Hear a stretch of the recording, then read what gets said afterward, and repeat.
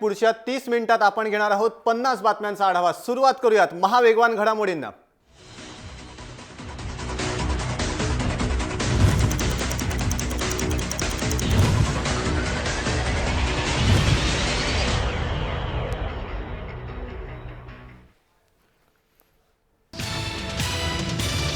राज्य सरकारने मागील काही दिवसांपासून धाड टाकून जप्त केलेली तूर डाळ आजपासून बाजारात मिळणार आहे। विशेष म्हणजे ही डाळ 100 रुपये किलो दराने मिळेल अशी माहिती अन्न पुरवठा मंत्री गिरीश बापट यांनी दिली। गेल्या काही दिवसात सरकारने 67,728 मेट्रिक टन डाळ जप्त केली होती।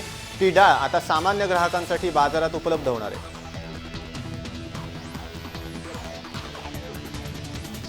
डाळींचे भाव भारतीय जनता पक्षाने वाढवले तसा आरोप राष्ट्रवादीने केलाय। 6 महिन्यांपासून मागणी करत असूनही सरकारने पावलं उचलली नाहीत, त्यामुळे डाळीच्या भावाने 200 रुपयांचा आकडा ओलांडला असा आरोप नवाब मलिक यांनी केलाय।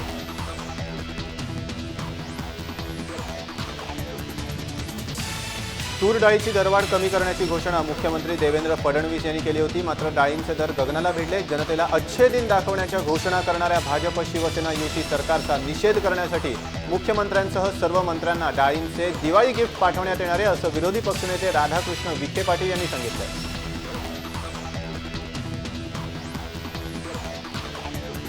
लेखिका अरुंधती रॉय यांनीही पुरस्कार परत करण्याचा निर्णय जाहीर केला आहे। देशातील वाढत्या असहिष्णुतेच्या पार्श्वभूमीवर त्यांनी 1989 मध्ये मिळालेल्या उत्कृष्ट संवादासाठीचा राष्ट्रीय पुरस्कार परत करण्याचा निर्णय घेतलाय।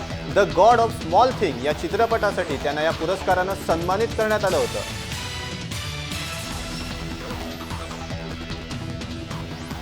ज्येष्ठ शास्त्रज्ञ जयंत नारळीकरांनीही राष्ट्रपती प्रणव मुखर्जी यांना पत्र लिहून वाढत्या असहिष्णुतेबाबत चिंता व्यक्त केली आहे। तुम्हाला गेल्या काही दिवसात शास्त्रज्ञ, विचारवंत, लेखक अशा समाजातल्या विविध क्षेत्रातील मान्यवरांकडून पत्र आली आहेत। समाजात वाढत असलेल्या असहिष्णुतेबाबत मला वाटणारी चिंता मी या पत्रातून व्यक्त करतोय, या शब्दात जयंत नारळीकरांनी लोकभावना व्यक्त केली।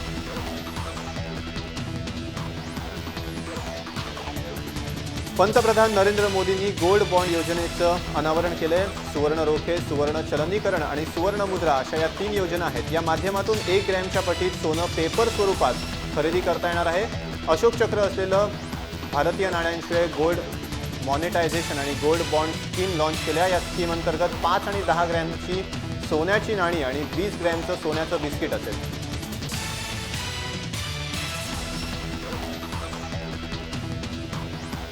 वाशिम जिल्हा रुग्णालयात मोतीबिंदू शस्त्रक्रियेनंतर 23 जणांनी डोळे गमावले, तर या घटनेनंतर जिल्हा शल्यचिकित्सक आणि वैद्यकीय अधिकारी यांना निलंबित करण्यात आले।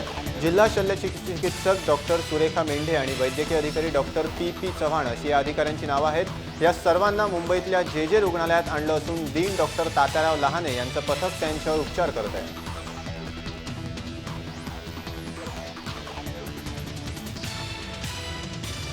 ज्वालामुखीच्या उद्रेकामुळे बालीतील विमानसेवा ठप्प असल्यामुळे कुख्यात डॉन छोटा राजनची घर वापसी लांबणीवर पडली होती, तर आज छोटा राजनला रात्री भारतात आणण्याची शक्यता वर्तवली जाते। बाली एअरपोर्टऐवजी दुसऱ्या मार्गाने राजनला आणण्याची शक्यता आहे।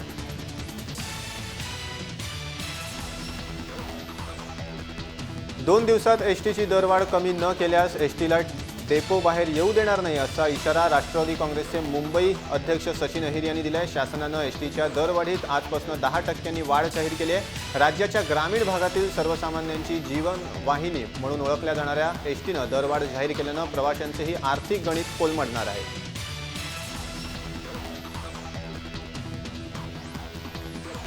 हुंड्यासाठी सासरच्यांनी सुनेचे हात उकळत्या तेलात बुडवल्याची घटना बीडमध्ये उघडकीस आली आहे। केज तालुक्यातल्या देवगाव इथे ही संतापजनक घटना घडली आहे। करुणा वाघमारे असं या विवाहितेचं नाव असून तिच्यावर जिल्हा रुग्णालयात उपचार सुरू आहेत। हुंड्यासाठी करुणाचा सासरच्यांकडून छळ सुरू होता। वारंवार त्यांच्याकडून पैशांची मागणी होत होती, मात्र करुणा माहेरहून पैसे आणत नसल्याच्या रागात तिच्या सासरच्यांनी तिचे हात उकळत्या तेलात बुडवले।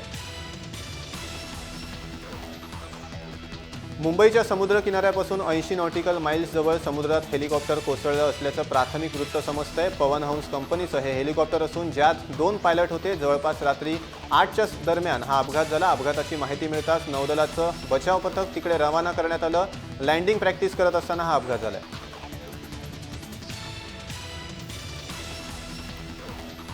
दिवाळीच्या काळात ठाणेकरांना पाणी कपातमधून दिलासा मिळाला आहे। ठाण्यातील 30% पाणी कपात दिवाळी होईपर्यंत लांबणीवर आहे।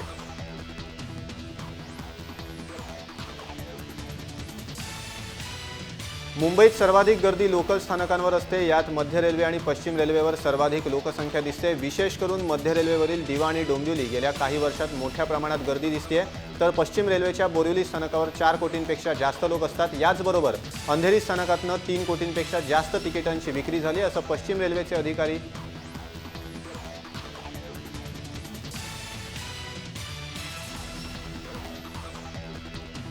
बदलापुरात रिक्षा चालकांना 21 लाखांचा बोनस देण्यात आलाय। सध्या हा बोनस चर्चेचा विषय ठरलाय। रिक्षा चालक मालक संघाच्या वतीनं सुमारे दशकभरापासून सुरू असलेल्या दिवाळी बोनस योजनेमुळे यंदाची दिवाळी बदलापुरातील रिक्षा चालकांसाठी लाभाची ठरणार आहे। वर्षभर केलेली बचत रिक्षा चालक संघाकडून दिवाळीत रिक्षावाल्यांना बोनस म्हणून देण्यात येते।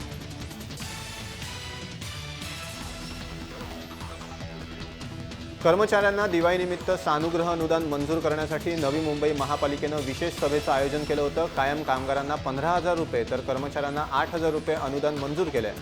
नवी मुंबई महानगरपालिकेच्या कर्मचाऱ्यांना स्थायी समितीनं 14,600 रुपये आणि कामगारांना 6,300 रुपये सानुग्रह अनुदान मंजूर केलंय।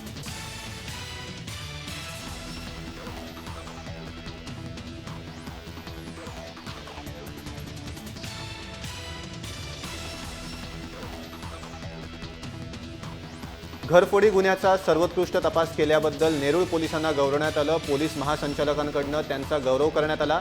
नेरूळ पोलीस ठाणे हद्दीत नोव्हेंबर 2014 मध्ये हा गुन्हा घडला होता। पोलिसांनी या गुन्ह्याचा उलगडा करून चोरीला गेलेला मुद्देमाल उघडकीस आणला।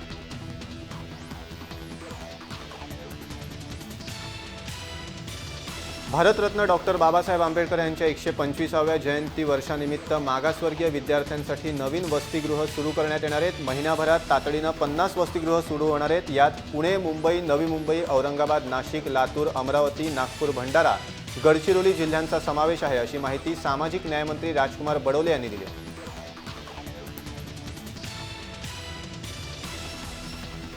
नवी मुंबईत टाकाऊ वस्तूपासून भारताचा नकाशा तयार करण्यात आलाय। हा नकाशा लक्षवेधी ठरलाय। महापौर सुधाकर सोनावणे आणि पालिका आयुक्त दिनेश वाघमारे यांच्याकडून नकाशाचं अनावरण करण्यात आलं। टाकाऊपासून तयार केलेला भारत देशाचा नकाशा बनवण्यासाठी 2 नादुरुस्त मदरबोर्ड वापरण्यात आले।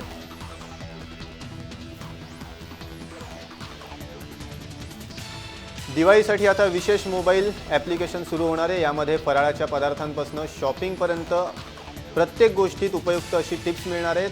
त्याचबरोबर दिवाळी सणाचं महत्त्व आणि इतर माहिती या ॲप्समधून मिळेल। त्यामुळे यंदाची दिवाळी मोबाईल ॲप्ससह सेलिब्रेट होणार असं चित्र दिसून येतंय।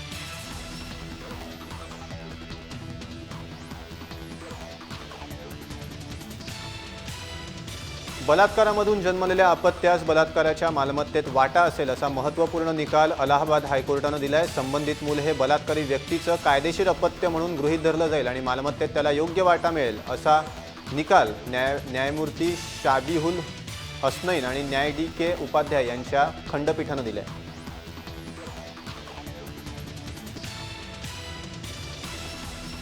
गुरु ग्रंथ साहेब या शिखांच्या पवित्र धर्मग्रंथाची फाडलेली पानं मोगा जिल्ह्यात 3 ठिकाणी सापडली आहेत। त्यामुळे या भागात तणाव निर्माण झाला।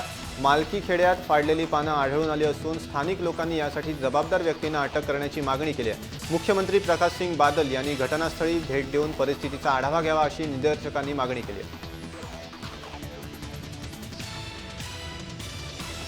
अहमदाबाद महापालिकेच्या निवडणुकीसाठी भाजपनं 33% पटेल उमेदवार रिंगणात उतरवलेत। पाटीदार समाजाच्या आंदोलनामुळे या समाजाचे किमान उमेदवार भाजप उतरवेल असा अंदाज यापूर्वी केला जात होता। मात्र येत्या 22 नोव्हेंबरला ही निवडणूक होत असून 192 जागांवरील उमेदवार भाजपनं जाहीर केले।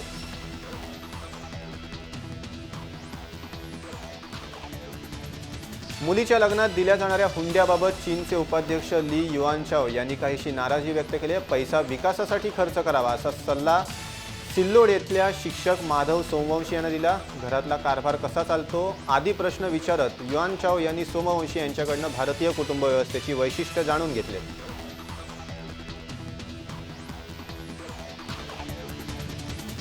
हिंसाचारात मृत्यू झालेल्या गुरजीत सिंगच्या कुटुंबियांची आज काँग्रेस उपाध्यक्ष राहुल गांधी यांनी फरीदकोट इथं जाऊन भेट घेतली। 2 दिवसांच्या पंजाब दौऱ्यावर असलेले राहुल गांधी आज सकाळी रेल्वेनं फरीदकोट इथे पोहोचले। धर्मग्रंथाची पानं फाडल्यामुळे उसळलेल्या हिंसाचारात गुरजीत सिंगचा मृत्यू झाला होता।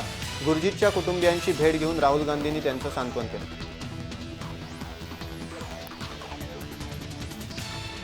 देशाची राजधानी नवी दिल्लीत आज सर्वाधिक प्रदूषण आहे अशी माहिती हवामान अंदाज आणि संशोधन संघटनेने दिली आहे। रात्री 10 वाजेपर्यंत सर्वात जास्त प्रदूषण असणार आहे। त्याचप्रमाणे गेल्या वर्षी सुद्धा 31 ऑक्टोबरला अशीच परिस्थिती होती।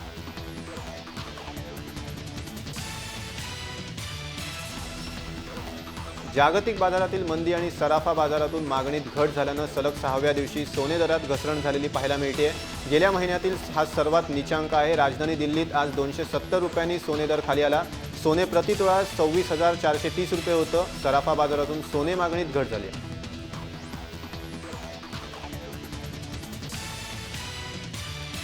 कॅनडातील नवनिर्वाचित पंतप्रधान जस्टिन ट्रुडो यांच्या मंत्रिमंडळात 3 भारतीय वंशांच्या खासदारांचा विजय झालाय। विशेष म्हणजे कॅनडातील संरक्षण मंत्री म्हणून हरजीत सज्जन यांची निवड करण्यात आली आहे। हरजीत सज्जन हे निवृत्त जवान आहेत। सज्जन यांचा जन्म भारतात झाला असून ते 5 वर्षांचे असताना त्यांचे आईवडील कॅनडात स्थायिक झाले होते।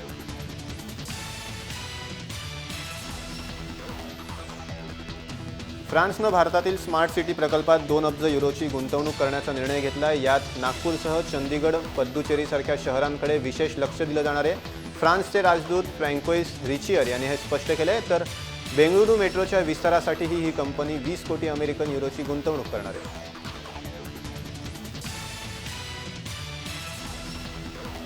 म्यानमारमध्ये सध्या निवडणुकीचं वातावरण आहे। 8 नोव्हेंबर रोजी म्यानमारचे मतदार आपला भावी राज्यकर्ता ठरवणार आहेत। या निवडणुकीमध्ये 91 नोंदणीकृत पक्षांनी आपले 6000 उमेदवार रिंगणात उतरवलेत। थेन सेन यांचा union solidarity and development party आणि आंग सान सू की यांच्या नॅशनल लीग ऑफ डेमोक्रेसी या पक्षांमध्ये लढत होणार आहे।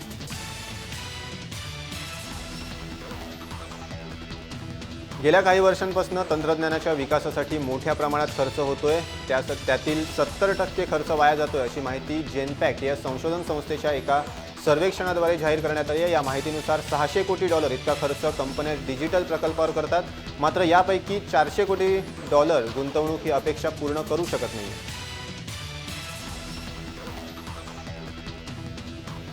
चीनची लोकसंख्या 2030 पर्यंत 1.45 अब्ज होण्याची शक्यता आहे। एक कुटुंब एक मूल हे धोरण रद्द केल्यानं असं होणार आहे। कम्युनिस्ट पार्टी ऑफ चायना या पक्षानं अलीकडेच ही योजना जाहीर केली होती। राष्ट्रीय आरोग्य आणि कुटुंब नियोजन आयोगाचे उपप्रमुख वँग पियान यांनी अशी माहिती दिली आहे।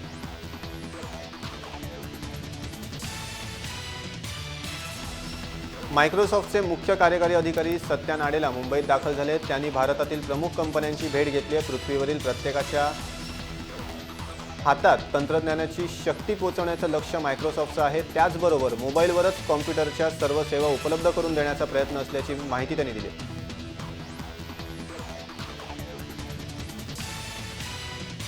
जपानी ऑटोमोबाईल कंपनी कावासाकी डिसेंबर महिन्यात आपली लेटेस्ट बाईक लॉन्च करणार आहे। स्मॉल डिस्प्लेसमेंट असं या बाईकचं मॉडेल नाव आहे।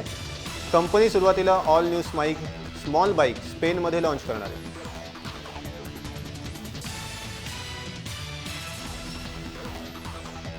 इंडियन स्टार्टअप क्यूब 26नं स्मार्टफोनवर चालणारा बल्ब भारतात लॉन्च केला आहे। याची वैशिष्ट्य म्हणजे हा बल्ब मोबाईल ॲप्लिकेशनने ऑपरेट करता येतो। कंपनीनं याला IOTA लाईट असं नाव दिलं आहे। याची किंमत 1499 रुपये इतकी आहे। हा बल्ब 6 नोव्हेंबरपासून फ्लिपकार्टवर विक्रीसाठी उपलब्ध होणार आहे।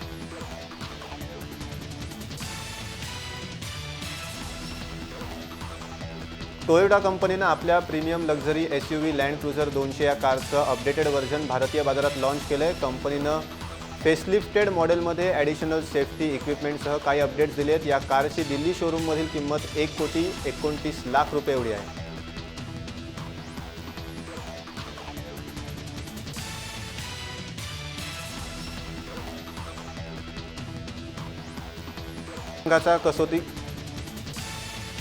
भारतीय क्रिकेट संघाचा कसोटी कर्णधार विराट कोहलीचा 27वा वाढदिवस। आज भारत विरुद्ध दक्षिण आफ्रिका या कसोटी सामन्यासाठी विराट मोहालीत आहे।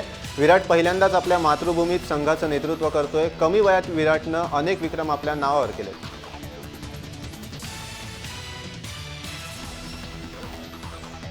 बॅडमिंटन जोडी ज्वाला गुट्टा आणि अश्विनी पोनप्पानं वर्षाअखेरीस जागतिक क्रमवारीत अव्वल 10 मध्ये येण्याचा निर्धार केला आहे। आगामी रिओ ऑलिम्पिकच्या तयारीसाठी माजी खेळाडूंनी एकत्र येऊन तयार केलेल्या ऑलिम्पिक गोल्ड क्वेस्ट योजनेत या दोन्ही खेळाडूंचा नुकताच समावेश करण्यात आला आहे। यावेळी ज्वाला अश्विनी यांनी पुढील स्पर्धांच्या आपल्या तयारीविषयी माहिती सांगितली।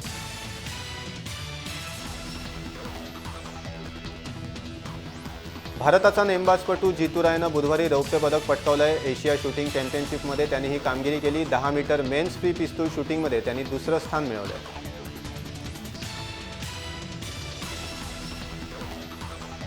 रवी शास्त्री यांच्या मताशी मी 100% सहमत आहे। यजमान संघाला अनुकूल खेळपट्टी मिळायलाच हवी असं मत पाकिस्तानचे माजी कर्णधार वसीम अक्रम यांनी व्यक्त केलंय। मी मुंबईसारख्या पाटा खेळपट्टीबाबत बोलणार नाही। तिथं आफ्रिकेनं 400 पेक्षा अधिक धावा ठोकल्या। जेव्हा घरच्या मैदानावर खेळतो तेव्हा यजमान संघाची मागणी समजण्यासारखीच असते असं अक्रम यांनी म्हटलंय।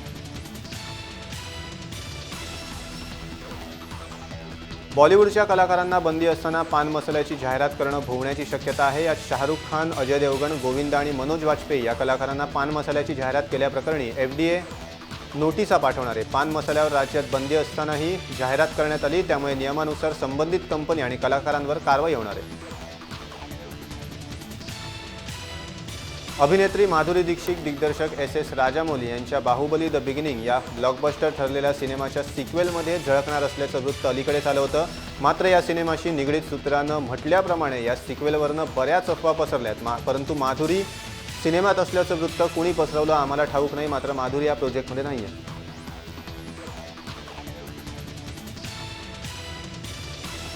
रॉक ऑन 2 चित्रपटात प्राची देसाई फरहान अख्तरची सहकलाकार म्हणून काम करणार आहे। पण प्राचीनं तिचा न्यू स्टायलिश लुकनं सर्वांचं लक्ष आकर्षित केलंय। या चित्रपटातनं तिचा न्यू अवतार सर्वांसमोर येणार आहे। ती स्पेशल डाएट आणि वर्कआउटमधून गेली आहे। यासाठी तिनं जवळपास 4 किलो वजन कमी केलंय। दिग्दर्शक समीर पाटील आता पोस्टर गर्ल हा चित्रपट घेऊन येत असल्याचं दिसून येतंय। यात मुख्य अभिनेत्री सोनाली कुलकर्णी आहे।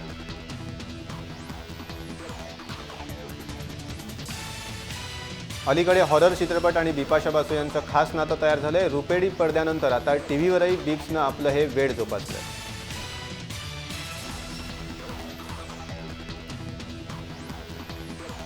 संजय जाधव यांच्या दुनियादारी, प्यारवाली लव्ह स्टोरी, क्लासमेट्स आणि तू ही रे या चित्रपटांनी मराठी प्रेक्षक चित्रपटगृहाकडे परत आणायला मोलाचा हातभार लावलाय। आता त्यांचा अजून एक चित्रपट गुरु आपल्याला लवकरच पाहायला मिळणार आहे। बॉलिवूडचा बहुचर्चित सिनेमा बाजीराव मस्तानीचं पोस्टर लॉन्च झालंय। स्वतः रणवीरनं या पोस्टरचं लॉन्चिंग केलंय।